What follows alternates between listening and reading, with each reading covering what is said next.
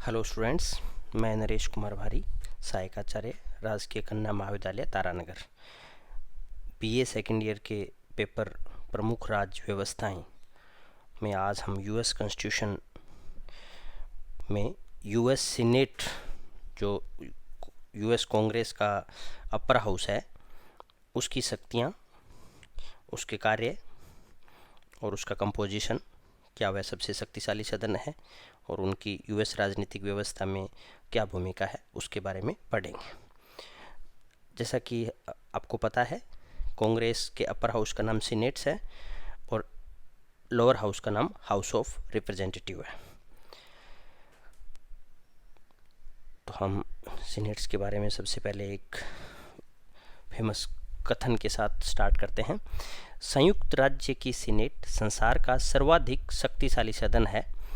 दूसरे देशों की शासन व्यवस्था में द्वितीय सदन की शक्तियों का ह्रास हुआ है, पर सीनेट की शक्तियों में वृद्धि हुई है। ये लिंडसे रोजर्स का कथन है।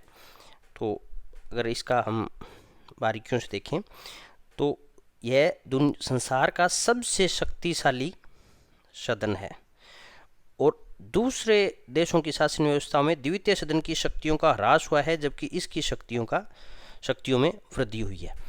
इन दोनों क्वेश्चनों को हम इस लेक्चर के दौरान देखेंगे। क्या सीनेट दुनिया का सबसे शक्तिशाली सदन है? अगर है तो क्यों? वो कौन से संवैधानिक प्रावधान है या वो कौन सी प्रवृत्तियां हैं जिनकी वजह से सीनेट दुनिया का सबसे शक्तिशाली द्वितीय सदन है? और सीनेट के शक्तिशाली होने के पीछे कारण क्या है? तो लेट्स स्टार्ट करते हैं। सीनेट की शक्तियाँ कौन सी हैं? सबसे पहले सीनेट की शक्तियों समझने से पहले हम इसकी कंपोजिशन, रचना समझते हैं। इसकी कुल सदस्य संख्या 100 है और प्रत्येक राज्य से 2 प्रतिनिधि निर्वाचित होके आते हैं। यूएसए में 50 राज्य हैं, अतः प्रत्येक राज्य से 2 के आधार पर कुल सदस्य संख्या 100 है। अगर हम इसके उलट देखें तो जैसे भारत भी एक संघात्मक प्रणाली है, तो भारत का जो अपर हाउस है, राज्यसभा, उसमें प्रत्येक राज्य से बराबर प्रतिनिधि नहीं आती। बड़े राज्यों से या ज़्यादा जनसंख्या वाले राज्यों से ज़्यादा प्रतिनिधि आते हैं और कम जनसंख्या वाले राज्यों से कम प्रतिनिधि आते हैं। यह एक प्रत्यक्ष निर्वाचित सदन है, यानी सदस्यों का निर्वाचन प्रत्यक्ष रूप से होता है, जबकि राज्यसभा के सदस्यों का निर्वाचन अप्रत्यक्ष रूप से होता है। इसका कार्यकाल 6 ईयर्स है, यानी यह कार्यकाल सदस्यों का कार्यकाल है। वैसे तो यह सदन स्थायी है, कभी भंग नहीं होता। तो इसके 1/3 सदस्य प्रति 2 वर्ष के पश्चात सेवानिवृत्त हो जाते हैं, जैसा कि हमारे राज्यसभा में भी होता है। इसके सदस्य निर्वाचित होने के लिए क्या योग्यताएं हैं? कम से कम 30 वर्ष की आयु होनी चाहिए, मिनिमम एज है वो 30 वर्ष होनी चाहिए। वह व्यक्ति जो चुनाव लड़ रहा है वह यूएसए का 9 वर्ष से नागरिक होना चाहिए। उस राज्य का निवासी होना चाहिए जहां से वह चुनाव लड़ रहा है। वेतन सीनेट के मेंबर्स का $1,24,000 वार्षिक होता है। इसके अलावा बहुत सारे भत्ते हर सीनेटर्स को मिलते हैं। इसका अधिवेशन कब होता है?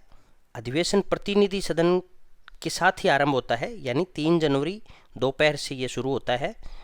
और जो स्थगन है वह है अमेरिका में कांग्रेस के दोनों सदनों का स्थगन मतदान से, यानी बहुमत से ये निर्णय लिया जाता है कि इस तारीख को सदन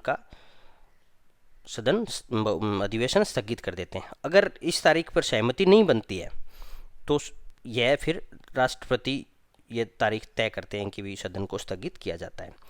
सीनेट का सभापति, जैसे राज्यसभा का सभापति उपराष्ट्रपति होता है, और आपको याद होगा जो फर्स्ट पेपर है इंडियन पॉलिटी वाला, कि उपराष्ट्रपति का पद हमने यूएस के उपराष्ट्रपति के पद की नकल का ही लिया है।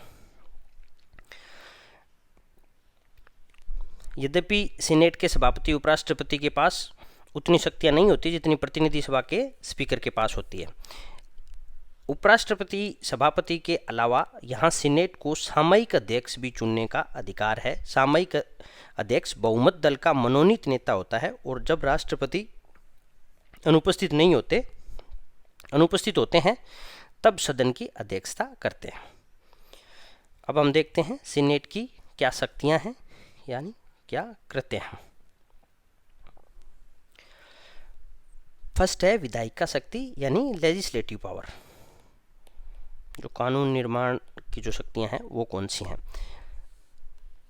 अगर बड़े रूप में देखें तो सामान्यतः जो कानून निर्माण होता है वो 3 तरह के विधेयक विधायिकाओं में आते हैं, साधारण विधेयक, वित्त विधेयक और संविधान संशोधन के विधेयक। तो साधारण विधेयक के केस में दोनों सदनों को शक्तियां समान प्राप्त मिली हुई है, यानी किसी भी कानून के निर्माण के लिए जरूरी है वह दोनों सदनों से अलग अलग रूप से पारित होना चाहिए, यानी दोनों सदनों को बराबर शक्तियां प्राप्त हैं। वित्त विधेयक की स्थिति में प्रस्तुतिकरण केवल प्रतिनिधि सभा में ही हो सकता है, प्रस्तुतिकरण सीनेट में नहीं हो सकता, लेकिन प्रस्तुतिकरण के उपरांत दोनों सदन के पास शक्तियां समान है, यानी सीनेट भी वित्त विधेयक में संशोधन कर सकती है और उसे रद्द खारिज कर सकती है। ये जो सीनेट की शक्ति है वित्त विधेयक की स्थिति में, यह इंडिया की राज्यसभा या ब्रिटेन की हाउस ऑफ लॉर्ड जो लॉर्ड सभा है उससे यह शक्ति कहीं ज़्यादा है, क्योंकि इंडिया की राज्यसभा और ब्रिटेन की लॉर्ड सभा है, ये दोनों ही वित्त विधेयक के मामले में काफ़ी कमज़ोर सदन हैं। तो हम यहाँ साथ साथ ये देख सकते हैं कि कैसे अन्य देशों के अपर हाउस की तुलना में यूएसए की जो सीनेट है वह एक स्ट्रॉन्ग द्वितीय सदन है। संवैधानिक विधेयक, संविधान संशोधन के मामले में दोनों सदनों को समान शक्तियां हैं, यानी विधायी अगर लेजिस्लेटिव पावर के मामले में कंपैरिजन करें तो हम पाते हैं कि साधारण विधेयक और संवैधानिक विधेयक के मामले में दोनों सदन बराबर हैं और वित्त विधेयक के मामले में थोड़ा सा प्रतिनिधि सदन की तुलना में कमज़ोर है, लेकिन फिर भी अन्य देशों की तुलना में उनके जो अपर हाउस हैं उनकी तुलना में काफ़ी स्ट्रॉन्ग कंडीशन में है। अगला है कार्यपालिका शक्तियां, एग्जीक्यूटिव पावर।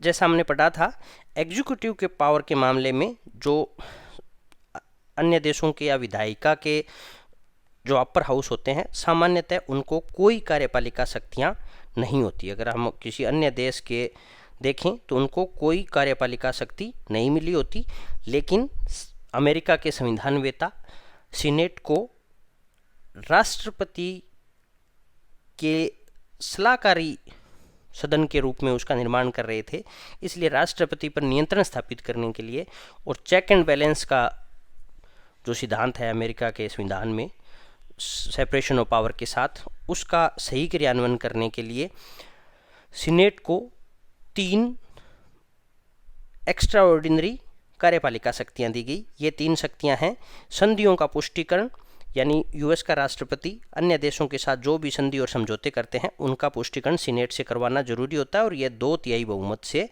होता है। राष्ट्रपति के द्वारा जितनी भी नियुक्तियां की जाती है उनका भी साधारण बहुमत से समर्थन करना जरूरी है और विभिन्न विभागों को जिनको पैसे देती है सीनेट्स उनकी जांच भी करने का अधिकार सीनेट्स का, और ये सीनेट्स का निर्णय अंतिम होता है, इसके बाद में कोई अपीलीय अधिकार इनको नहीं प्राप्त है।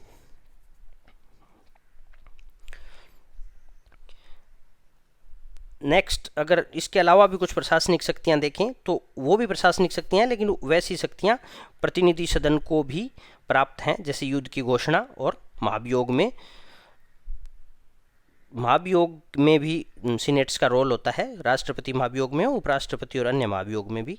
जैसे राष्ट्रपति के महाभियोग में यह एक न्यायालय की तरह सुनवाई करती है और उस समय सीनेट की अध्यक्षता मुख्य न्यायाधीश करते हैं और उसके बाद में 2/3 बहुमत से इसका पारित होते ही राष्ट्रपति हट जाते हैं। राष्ट्रपति के महाभियोग की प्रक्रिया हम अन्य लेक्चर में डिटेल से पढ़ेंगे। अगली शक्ति है न्याय संबंधी शक्तियाँ। जो ये महाभियोग वाली शक्तियाँ हैं यही न्याय संबंधी शक्तियाँ हैं। निर्वाचन संबंधी शक्तियाँ, निर्वाचन संबंधी शक्तियों में वैसे तो क्योंकि अमेरिका का जो प्रेसिडेंट है वो प्रत्यक्ष रूप से निर्वाचित होता है, तो ऐसा तो है नहीं कि इलेक्टोरल के रूप में तो काम नहीं करते हैं लोअर हाउस या अपर हाउस, लेकिन राष्ट्रपति और उपराष्ट्रपति के चुनाव में मतगणना का कार्य सीनेट करता है। और मतगणना के दौरान अगर सीनेट ये पाता है कि उपराष्ट्रपति के चुनाव में किसी उम्मीदवार को स्पष्ट बहुमत नहीं मिला, तो अधिकतम मत प्राप्त करने वाले 2 प्रत्याशियों में से एक को चुनाव करने का राइट सीनेट का है, और यह सीनेट एक राज्य एक वोट के आधार पर निर्णय लेता है। यानी टोटल सीनेट 50 वोट हो गए तो 50 राज्यों के 50 वोट हो गए, तो जिस उपराष्ट्रपति को 26 वोट मिलेंगे वह उपराष्ट्रपति बन जाएगा। अभी क्वेश्चन ये है कि क्या प्रतिनिधि सभा की तुलना में सीनेट के शक्तिशाली होने के क्या कारण है। यह क्वेश्चन हम नेक्स्ट लेक्चर में देखेंगे जब सीनेट के पढ़ने के उपरांत। क्या सीनेट सबसे शक्तिशाली द्वितीय सदन है। इसका जैसे हमने लेजिस्लेटिव पावर के मामले में पढ़ा था कि लेजिस्लेशन के केस में सीनेट लोकसभा और राज्यसभा दोनों के मामले में बेहद स्ट्रोंग है, क्योंकि लोकसभा के केस में साधारण विधेयक को लोकसभा सिर्फ 1 वर्ष तक निलंबित कर सकती है और वित्त विधेयक को मात्र 1 महीने लेट कर सकती है। ऐसा ही केस राज्यसभा के मामले में है कि वो सिर्फ और सिर्फ निलंबन कर सकते हैं, रोक नहीं सकते, देरी कर सकते हैं। लेकिन सीनेट के पास सिर्फ प्रस्तुतिकरण को छोड़कर बाकी प्रतिनिधि सभा के समान है, वो रोक भी सकती है और खारिज भी कर सकती है। वित्तीय शक्ति के केस में भी चूंकि वित्त विधेयक से ही बजट पास होता है, तो वित्त के मामले में ये सिर्फ निलंबन का काम करती है, लेकिन ये वित्त विधेयक में संशोधन कर सकते हैं। संविधान संशोधन के केस में लोकसभा ब्रिटेन में अंतिम निर्णय कॉमन सभा के हाथ में होता है, जबकि यहाँ प्रतिनिधि सभा के समान ही शक्तियाँ होती है यूएसए में।